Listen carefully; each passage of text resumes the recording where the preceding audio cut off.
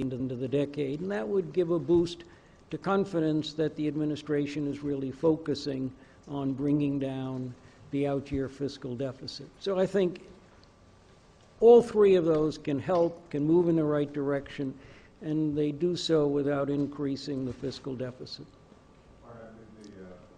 Obviously, we may not have time to pursue it today. If you've got some specific ideas on the housing front, I think we should hear them, and I'll make sure that our team follows up. The small business, it does sound like you've got something worked out that with some specificity. I'd be interested in seeing how it might fit with some of the work we're already doing to help get small businesses loans. The tax debate's a long one. I mean, I think the interesting question would be whether you felt the same way if you knew that there was, if you extended all the tax cuts for 2 years, that you couldn't hold the floodgates back and you'd then be extending them in perpetuity, whether you'd feel the same way. I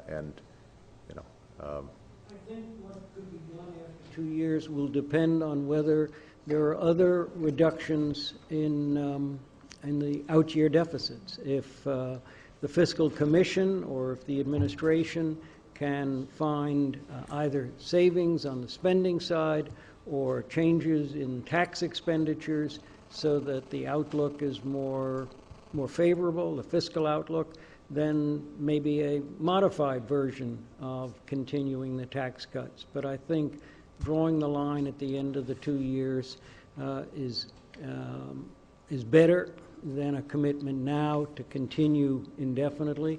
And I think not doing anything for the next 2 years risks sucking a lot of demand out of the economy at a time where really it's, as you know, we've been expanding but at a slower and slower pace quarter after quarter.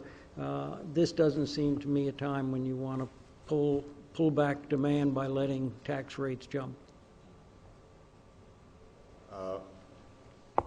Bill, do you have some thoughts on this issue of either aggregate demand or uncertainty, or both? Thank you, Mr. President. I believe that in a very short haul, uncertainty is depressing aggregate demand that is out there latent. And we have all sorts of evidence of this. We have the banks are sitting on cash. The consumer is scared, is paying down his debt. The Wall Street and the financial community is uncertain about where the Dodd bill is, how that's going to work out in terms of regulation. I subscribe to all that's been said here before in terms of the amalgamation of working together with community colleges and so forth and so on, but that's not going to happen overnight. And so what I would suggest is that your administration, and particularly you, step forward with a statement that you're not going to, at this time, increase taxes for anybody, and relieve that uncertainty. That isn't to say that you're not going to do something about taxes, you and a Congress, but you're going to delay that, and I think the spark that would come from that, you're going to delay that and then weave it in to an overall tax reform, but not until you provide that spark to get us off this dead center. So, and I think that a prolonged argument in the Congress about this after people come back is going to be counterproductive to this issue of uncertainty. I think that will heighten it, and I think you have within your power and the power of this administration to put a pin into that uncertainty with a view toward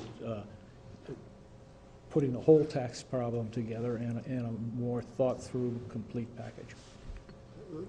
Let me just address this because both you and Martin raised this. I mean, it's interesting, sort of the focus is on uncertainty with respect to tax policy. Keep in mind that my administration has already been very unequivocal in saying that we will not change taxes at all for 98% of Americans, which you'd think would provide some level of certainty. That with respect to aggregate demand, I don't know any economist, including, I think, Martin, who would argue that we are more likely to get a bump in aggregate demand from $700 billion of borrowed money going to people like those of us around this table who I suspect if we want a flat screen TV can afford one right now and are going out and buying one. If we were going to spend $700 billion, it seems that we'd be wiser having that $700 billion go to folks who would spend that money right away if we were going to boost aggregate demand. And the consequences of extending the upper income tax cuts, based on what we've already heard fairly explicitly in the political environment, is that you do that now, you're going to do it forever. There's not going to be necessarily a deal that says, as Martin, I think, an entirely respectable position is to say, extend them all for 2 years and then they go away. Right? I mean, that's an intellectually consistent position. But that's not really the position that is being promoted up on Capitol Hill.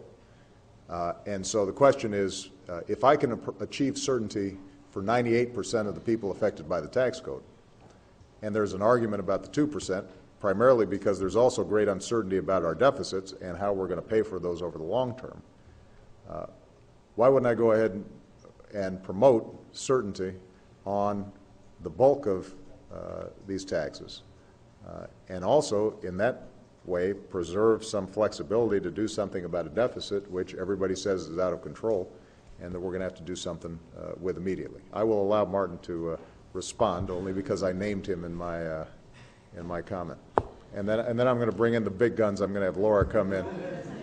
So go ahead. Go ahead. Well, thank you. I think there are two issues. One is about the size of the out-year deficits, because the administration's formal plan, your formal plan, would continue for the 98% indefinitely. And so that's the extra $2 trillion that people worry about. But I think the impact of the tax increase for the high income, who represent about, as you say, 2% of the taxpayers, but about 50% of the tax dollars, the impact is one of attitude, confidence. As we've talked during the PRAB discussion earlier, before you joined us, there's this concern about the business community's attitude about the administration. And it's not just the business community, it's high-income individuals, entrepreneurs, and others. And so the increase in the tax on those individuals is a signal that the administration, that they're going to have to pay higher taxes, and it may be even more going forward. But so it's more than just the mechanical whether they can afford another flat screen TV, but how they think about their business life and economic life going forward. I understand your point, and we can't belabor this. I just think it's a very interesting discussion, because essentially what the argument comes down to is that the psychology of those of us, and I'm in this category, those of us who are wealthy and make a lot of decisions that determine whether investments are made or not, that our psychology is sufficiently important that even if we don't need a tax cut, we should give them a tax cut, we should give us a tax cut in order to induce us to play ball, because otherwise we're going to take the ball and go home. And I understand the argument, and it may be true. But I think that you might understand how folks who have, as you pointed out, seen their home go underwater by $100,000, or have lost their jobs, or having trouble making ends meet, and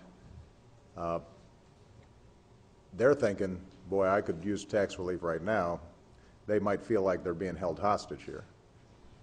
And that they also know that down the road we're going to have to make decisions about spending cuts to offset whatever tax breaks or expenditures we put out there.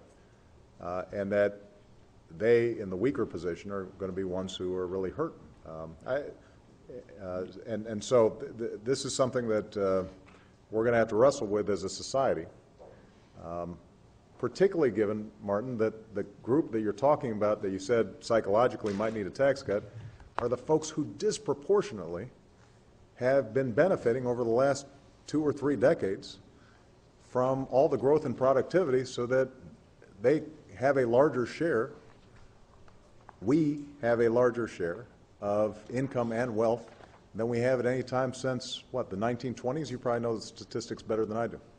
So, Laura, do you want to, let me actually get some economic help here. Well, I didn't come prepared to talk to the tax issue. I will say a couple of things, having listened to the discussion. One is I'm struck by the fact that a lot of the companies we talk about having lots of cash, where it sits, if you read the report, say, of the Business Council, Business Roundtable, National Association of Manufacturers, if you listen to the CEOs of big companies sitting here, this tax issue doesn't come up. So I don't really believe, and I don't think there's evidence that we can point to document that the uncertainty about what's going to happen to the tax rate of the top 2% of Americans who share the share of income now that they had in 1928, that is really what's holding the economy back. I just don't, I'm not convinced, and I don't hear from the business community in general that that's the issue. If they're going to talk about taxes, the business community that I know with the large amounts of cash that could employ large numbers of people are more likely to talk about corporate tax reform. They're more likely to talk about repatriation. They're more likely to talk about deferral. They're not talking about their particular income tax bracket. So I just am not convinced. And finally, I didn't come prepared to say this, but I would say I just go with the CBO here. If you take the money and spend it on something that is more demand generating.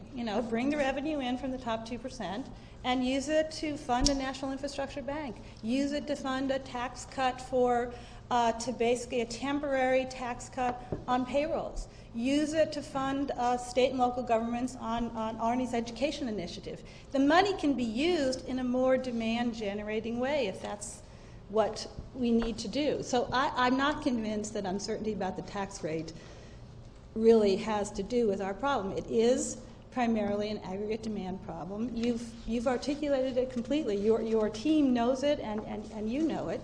The size of the problem is very large. Marty mentioned that as well. And we have limited tools because we're in a fiscal hole at the beginning. I think that's why, and I would point here, if there's any debate about whether there is uncertainty about aggregate demand, let's just point to the Federal Reserve and listen to their discussions.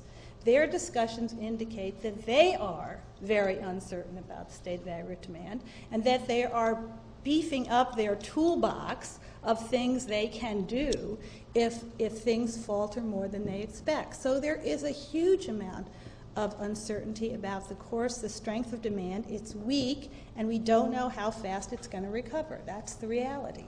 So what can you do on the fiscal side? I think what you have been doing and what we have been talking about are the things we really have to focus on. You have to focus on things where you can spend a limited amount of funds, perhaps by taking in the revenue from the top 2%, but you can spend some funds on projects like infrastructure that both create demand now because they hire people to do the projects now. That's what Jim has been talking about from the beginning, the importance of infrastructure as